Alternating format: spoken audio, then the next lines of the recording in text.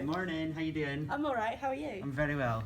Tell us a little bit about yourself. So, my name's Mel. I'm a PhD candidate here at the School of Engineering and the Built Environment. Fantastic. And where are we today? We're in the Architectural Technology Design Studio, which is where I've spent the best part of the 4 years of my life. Well, thank you for letting us in. Can we get No going with worries. our Yeah, 23 absolutely. questions? Come on in. Tell us one thing about you that would surprise most people. I'm actually really quite shy, but I put on quite a confident front to get by. Best memory of being an undergrad?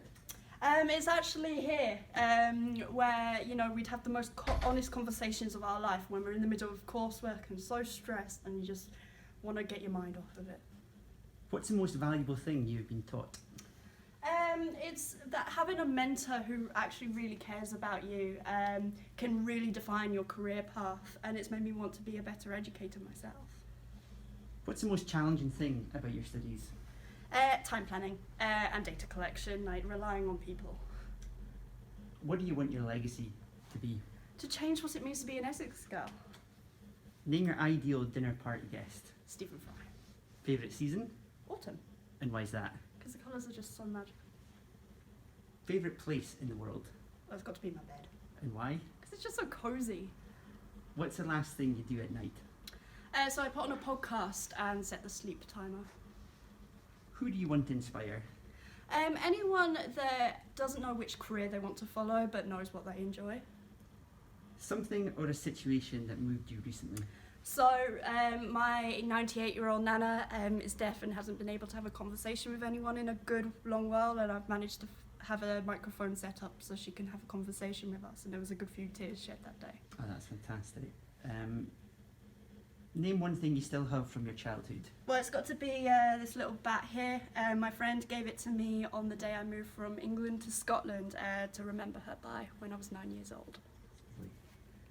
What's a habit you wish you could break? Biting one nail. As long as if you bite all of them, at least they're even. What do you do to relax? Oh, it's got to be with a cosy blanket or watching a film with a glass of red.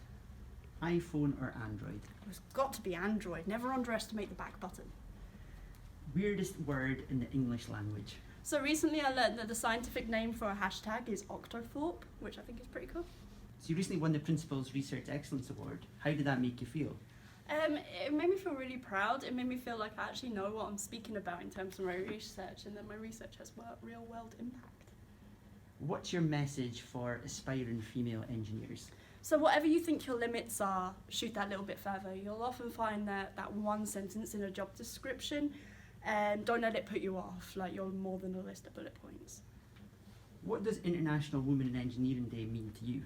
It means that we should celebrate and nurture the talent we have in today's industry so that we can show tomorrow's generation that it isn't who you are that defines what you can do. What's your superpower?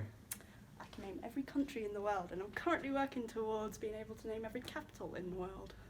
And finally, what are your favourite lyrics of all time? So, crossed the finish line, won the race, but lost my mind. Was it worth it after all?